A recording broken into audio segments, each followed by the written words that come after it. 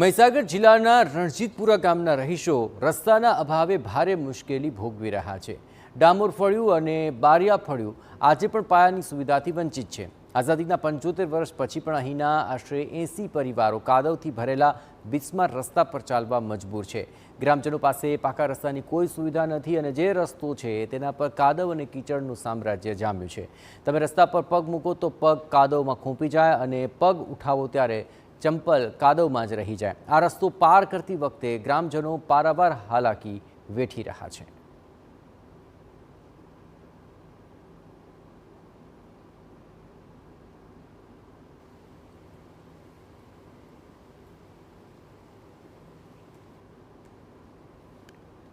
કાદવવાળા રસ્તા પર પગપાળા ચાલવું જોખમી છે। ટુ વ્હીલર જેવા નાના વાહન તો રસ્તા પરથી પસાર પણ થઈ શકે તેમ નથી।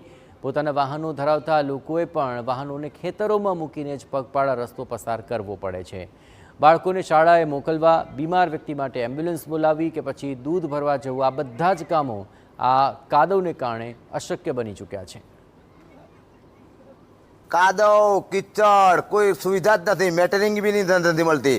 અમારા ઘરના અંદર કોઈ સભ્ય માણસ સ્કૂલમાં છોકરો લઈ જવા માટે ચાલતું કાદવમાં આવવું પડે છે। મેં સરપંચ તલાટીને બી રજૂઆત કરી, સભ્યને બી રજૂઆત કરી કે રંગીતપુરાનો નાળા બી તૂટી ગયેલા સાહેબ, એની પંડરવાડા લાગે છે પેટા સેન્ટર રંગીતપુર ડામર ફળ્યું છે અમારું, પણ એના અંદર કોઈ સુવિધા જ નથી। વર્ષોથી કી થાકી ગયો, સરપંચની જાણ કરી છે, સભ્યની બી જાણ કરી છે। સ્કૂલમાં છોકરા મૂકવા જવા તો હું કરીને જવાનો, અમારે ડિલિવરી કોકની હોય તો રસ્તામાં જોડીને ગાલીને લાવવું પડે છે। તો આવું ચાલવાનું, આ ચંપલ તો પહેરાતા જ નથી, છોકરું બોકરું પડે તો ટોટિયા ભાગી જાય। એ જ પ્રોબ્લેમ, અમારે રસ્તો જ જોઈએ।